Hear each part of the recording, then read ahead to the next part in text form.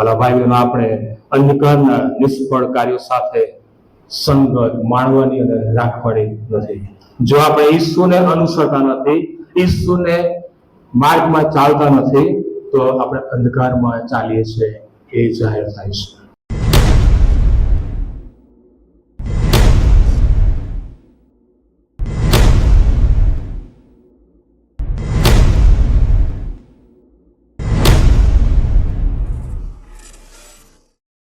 યોહાનની સુવાર્તા 8મો અધ્યાય 12 થી 14 વચન અને માથીની સુવાર્તા 5મો અધ્યાય અને 14 થી 16 વચનો વાંચવામાં આવ્યા. એ તરફ પ્રભુનું વચન આપણે જોવા માંગીએ છીએ. વિષય છે ઈસુ ખ્રિસ્ત જગતનો અજવાળો.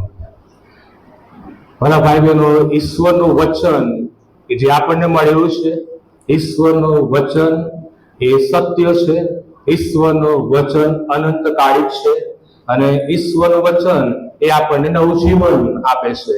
અને આજે પણ આપણને પરિવર્તનની જરૂર છે. આજે પણ આપણને પરિવર્તનની જરૂર છે. નવા કરારમાં આપણે જોઈએ છીએ 4 સુવાર્તાઓ છે, માથી, માર્ક, લૂક અને યોહાન. અને એમાં આપણને એ શિક્ષણ મળે છે પ્રભુ ઈસુ ખ્રિસ્તના એ જીવન, સેવા, સાક્ષી કાર્યો, મરણ, પુનરુત્થાન અને એ સભી બાબતો એ 4 સુવાર્તામાં લખવામાં આવી છે. અને એમાં 4થી સુવાર્તા એટલે કે યોહાનની સુવાર્તામાં તમે જુઓ તો યોહાનની સુવાર્તાની અંદર એ કેટલાક દાવાઓ કરવામાં આવ્યા છે, એની નોંધ લેવામાં આવી છે. 7 દાવાઓ છે યોહાનની સુવાર્તામાં અને તેમાં એક ખાસ પ્રકારની ઊંડી ઈશ્વર વિદ્યા જોડાયેલી છે.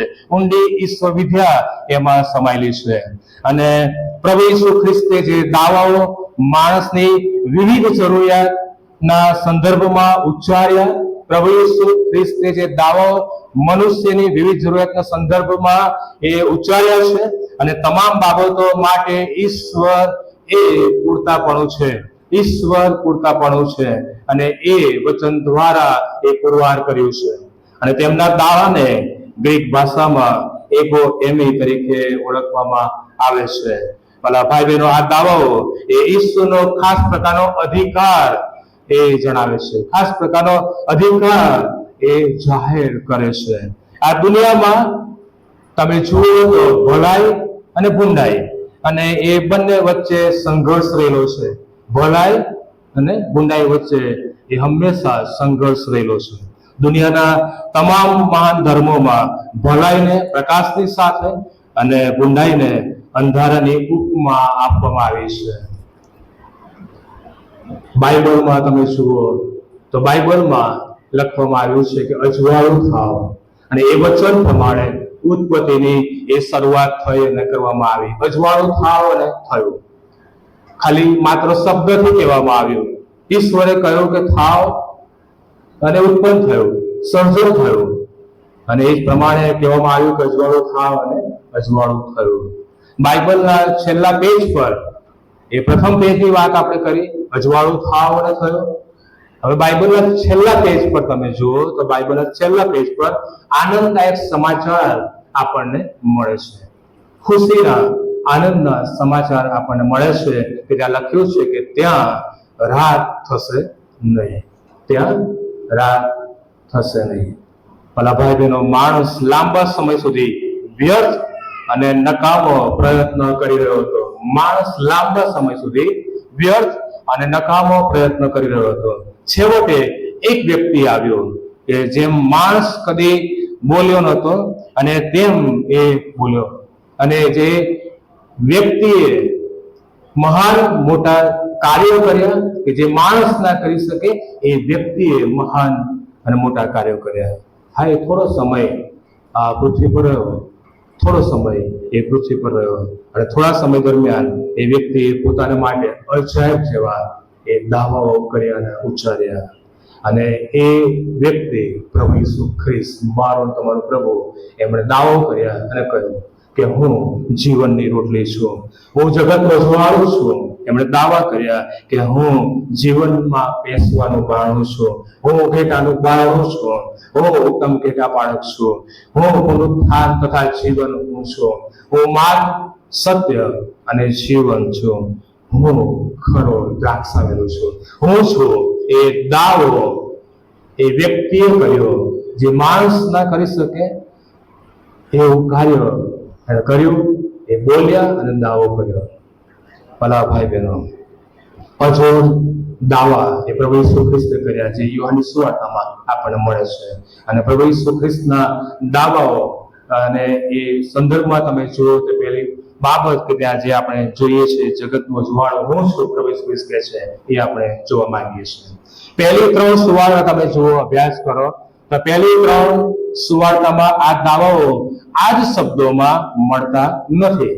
પહેલી 3 સુવાર્તાની અંદર આ જ શબ્દોમાં એ દાવાઓ મળતા નથી, પણ બીજા સ્વરૂપની અંદર આપણને જોવા મળે છે. નિર્ગમન પુસ્તક તેનો 3જો અધ્યાય અને 14મી કલમ, ત્યાં દેવે મૂસાને કહ્યું, હું જે છું તે છું. ઇઝરાયલ પુત્રોને કહે છે કે હું છું એ મને તમારી પાસે મોકલ્યો છે. ઈશ્વરે મૂસાને કહ્યું, હું જે છું તે છું. ઇઝરાયલ પુત્રોને કહે કે હું જે છું એ મને તમારી પાસે મોકલ્યો છે. આ શબ્દો ઈશ્વરનું સનાતનપણું જાહેર કરે છે. આ શબ્દો ઈશ્વરનું સનાતનપણું જણાવે છે. ઈશ્વર એ ઈસુ ખ્રિસ્તમાં માનવ બનીને જગતમાં આવ્યા અને આ ઈશ્વર એ માણસની જરૂરિયાતો અને પરિસ્થિતિ વિશે આપણને એ જણાવે છે અને જાહેર કરે છે. દાખલા તરીકે તમે જુઓ એ બાઇબલને ધ્યાનમાં રાખીને, વચનમાં ધ્યાનમાં રાખીને, તો માણસની આત્મિક ભૂખ અને તરસની વાત કરીએ. માણસની આત્મિક અને ભૂખ અને તરસમાં પ્રભુ ઈસુ ખ્રિસ્ત એ પ્રમાણે કહે છે કે હું જીવનની રોટલી છું, હું જીવનનું પાણી છું. અને જ્યારે માણસ મૃત્યુથી ગભરાય છે, ડર અને બીક અનુભવે છે, ગભરાય છે, ત્યારે પ્રભુ ઈસુ ખ્રિસ્ત કહે છે કે હું તમારા માટે પુનરુત્થાન અને જીવન છું, હું જીવન છું. જ્યારે માર્ગ વગરના અને આશ્રય વગરના ને ઈસુ કહે છે, માર્ગ વગરના આશ્રય વિહોણા એમને પ્રભુ ઈસુ ખ્રિસ્ત કહે છે કે હું માર્ગ છું, હું સત્ય છું. નિરાશ થયેલા અને તડફડાઓને પણ ઈસુ કહે છે કે હું ઉત્તમ ઘેટાપાળક છું, હું ઉત્તમ ઘેટાપાળક છું. ભલા ભાઈ બહેનો, પ્રભુ ઈસુ ખ્રિસ્તે માણસની વિવિધ જરૂરિયાતના અનુસંધાનમાં એ દાવાઓ ઉચ્ચાર્યા અને કહ્યા. અને આ બધામાં ઈશ્વર એ પૂર્ણતાપણું છે. ભાઈ બહેનો, આ બધા કરતા ઈસુ કહે છે કે હું જગતનું અજવાળું છું. એક અજાયબ જેવો દાવો એ કરે છે. અને ઈસુ કહે છે કે હું જગતનો પ્રકાશ છું. યોહાનની સુવાર્તા 12મો અધ્યાય અને 46મી કલમમાં લખવામાં આવ્યું છે કે જે કોઈ મારા પર વિશ્વાસ રાખે છે તે અંધારામાં ન રહે, માટે જગતમાં હું પ્રકાશ રૂપે આવ્યો છું. ઈસુ કહે છે હું પ્રકાશ છું, હું જગતનો પ્રકાશ છું. ઈસુ કહે છે કે જે કોઈ મારા ઉપર વિશ્વાસ રાખે છે તે અંધારામાં ના ચાલે, અંધારામાં ના જીવે, અને માટે હું જગતમાં પ્રકાશ બનીને પ્રકાશ રૂપે હું આવ્યો છું. ઈસુ કહે છે કે હું વિશ્વમાં પ્રકાશ બનીને, જગતમાં પ્રકાશ બનીને આવ્યો. એનો મતલબ કે ઈસુ ખરેખર પ્રભુ છે. ઈસુ ખરેખર એ પ્રભુ છે. અને ઈસુ વચન દ્વારા એ દેવત્વનો દાવો કરે છે. વચન દ્વારા દેવત્વનો, બીજા કોઈ દેવત્વનો એ દાવો કર્યો નથી અને કહ્યું નથી.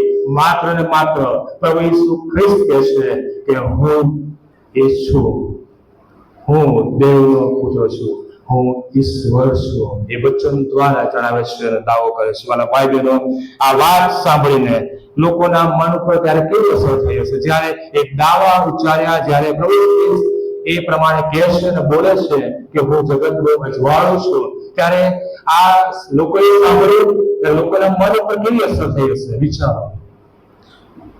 હા, કદાચ લોકોએ એ પ્રમાણે વિચાર કર્યો હશે કે આ માણસ તો તિરસ્કાર પામેલા ગામનો માણસ છે, આ માણસ તો તિરસ્કાર પામેલા જગ્યાનો માણસ છે, આ માણસ તો ગરીબ કુટુંબમાંથી આવનાર વ્યક્તિનો માણસ છે, આ માણસ નો કોઈ હોદ્દો નથી, કોઈ સ્થાન આ માણસનું નથી, આ માણસ યરુશલેમની અંદર પાળ્યો છે અને ગાલિલની બહાર કોઈએ તેનું નામ પણ જાણ્યું નથી, સાંભળ્યું નથી,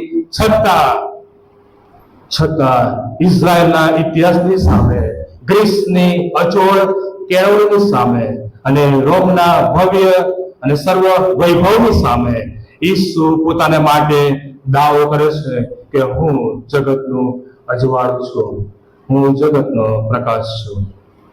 ભલા ભાઈ બહેનો, આકાશમાંથી સૂર્યને બાજુ પર મૂકી દો. અત્યારે એ સૂર્ય આપણે જોઈએ છે, અનુભવીએ છીએ, અને એ પ્રકાશ આપણને આપે છે.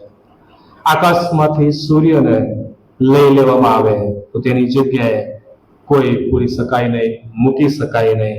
બદલામાં બીજું કશું એની જગ્યાએ ચાલે પણ નહીં, એની જગ્યાએ બીજું કશું ચાલે નહીં. અને એ જ પ્રમાણે ખ્રિસ્તને બાજુ પર મૂકી દેવામાં આવે, ખ્રિસ્તને લઈ લેવામાં આવે તો આકાશમાં અને પૃથ્વી પર તેની જગ્યાએ લઈ શકે એવું કશું જ નથી, કોઈ વસ્તુ નથી. એ જગ્યા કોઈ લઈ શકે નહીં. હા, તેના બદલામાં બીજું કોઈ ત્યાં ઊભું રહી શકે નહીં. ઈસુ જગતનું અજવાળું અને પ્રકાશ છે. વાલા ભાઈ બહેનો, ઈસુ ખ્રિસ્ત પોતાને માટે એવો હક દાવો કરે છે કે સૃષ્ટિમાં જેવો સૂર્ય છે, સૃષ્ટિમાં જેવો સૂર્ય છે તેવો આત્મિક દુનિયામાં પણ હું છું, આત્મિક દુનિયામાં પણ હું અજવાળું અને પ્રકાશ છું.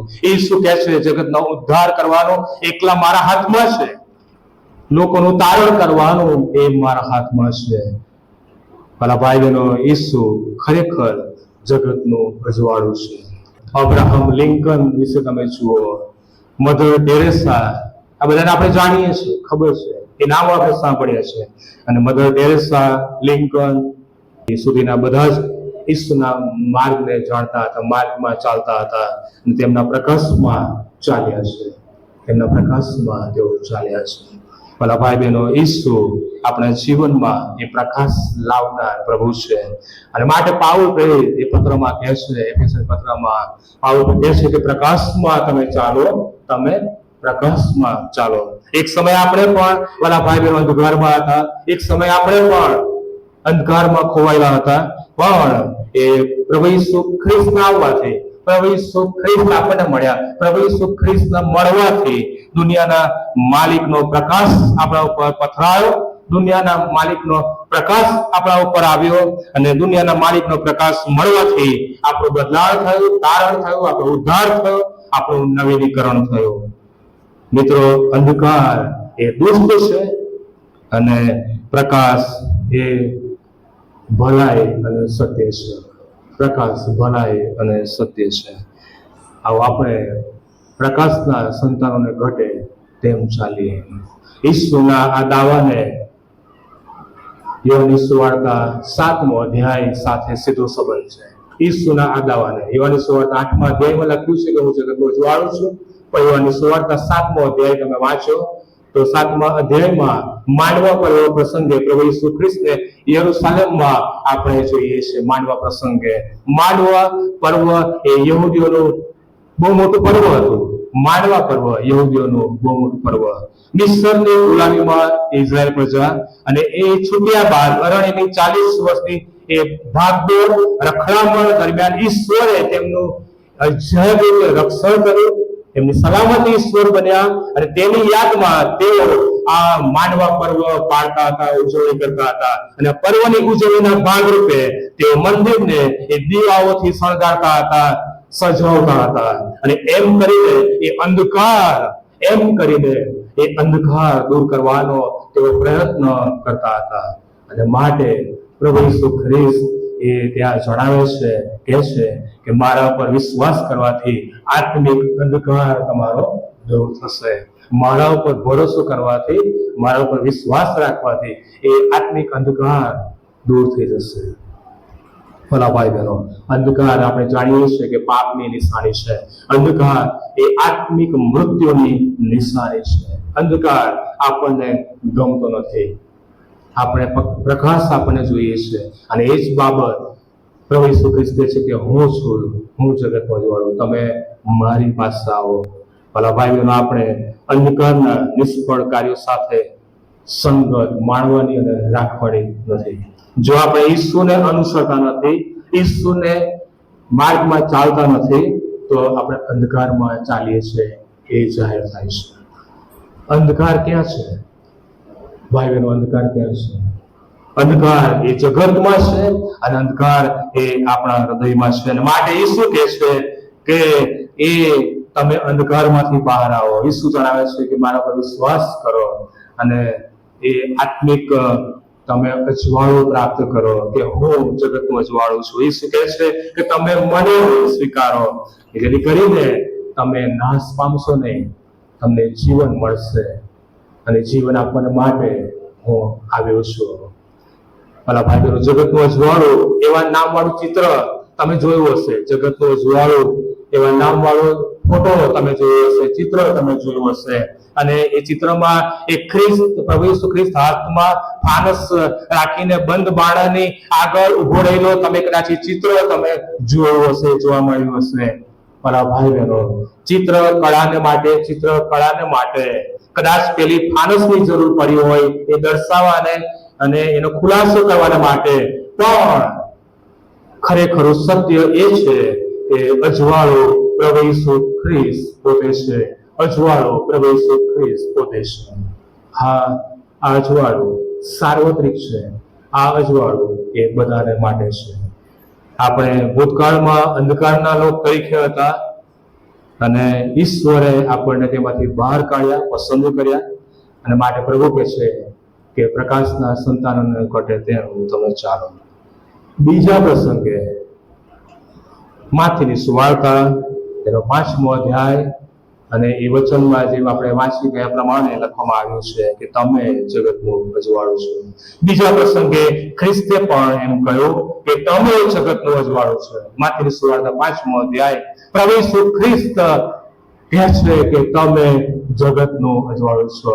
પ્રથમ પ્રસંગે ત્યાં કહે છે કે હું જગતનું અજવાળું છું, એ દાવો કરે છે. બીજા પ્રસંગે પ્રભુ ઈસુ ખ્રિસ્ત કહે છે કે તમે જગતનું અજવાળું છો. વાલા ભાઈ બહેનો, પ્રકાશ આપવો એ કામ આપણું પણ છે. પ્રકાશ આપવો એ કામ આપણું પણ છે. પરંતુ તમે વિચાર કરો, પોતાની આત્મ તપાસ તમે કરો કે શું મારું અજવાળું પ્રકાશે છે આ જગતમાં? શું મારું અજવાળું પ્રકાશે છે ખરું? મારા દીવામાં એ તેલ પ્રગટે છે? મારા દીવામાં એ તેલ અને પવિત્ર આત્માનું તેલ છે? ભલા ભાઈ બહેનો, આત્માના તેલમાં જોડાયેલા રહો, એને સળગતા રાખો, એને સળગતા રાખો.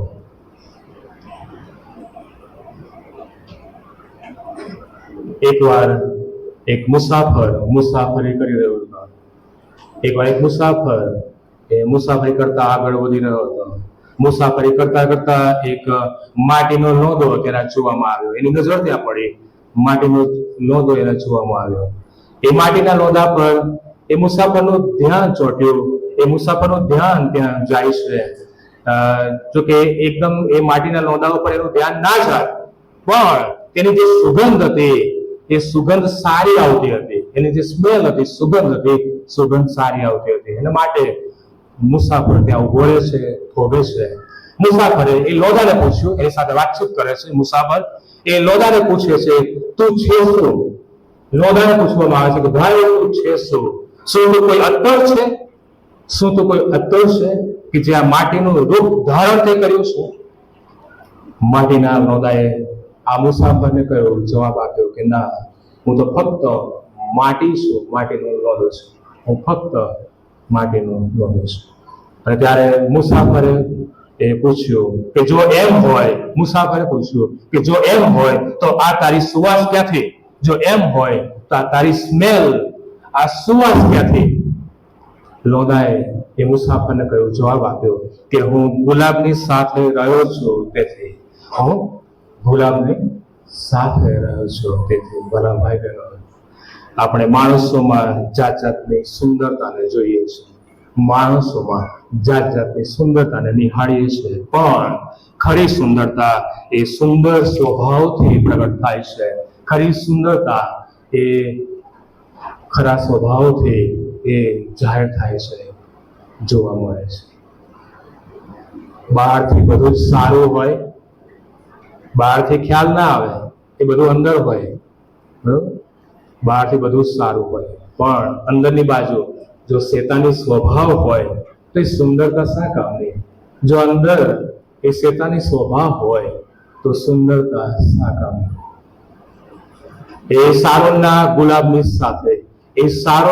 ગુલાબની સાથે જે જોડાયેલા હોય છે તેઓ સહેલાઈથી ઓળખી શકાય છે અને ખ્યાલ આવે છે કે હા, આ ખરેખર ખ્રિસ્તી વ્યક્તિ છે, આ ખરેખર ઈશ્વરનું બાળક અને આ ખ્રિસ્તી વ્યક્તિ છે. ભલા ભાઈ બહેનો, અજવાળાનું મુખ્ય લક્ષણ એ તો પ્રગટ કરવાનું છે.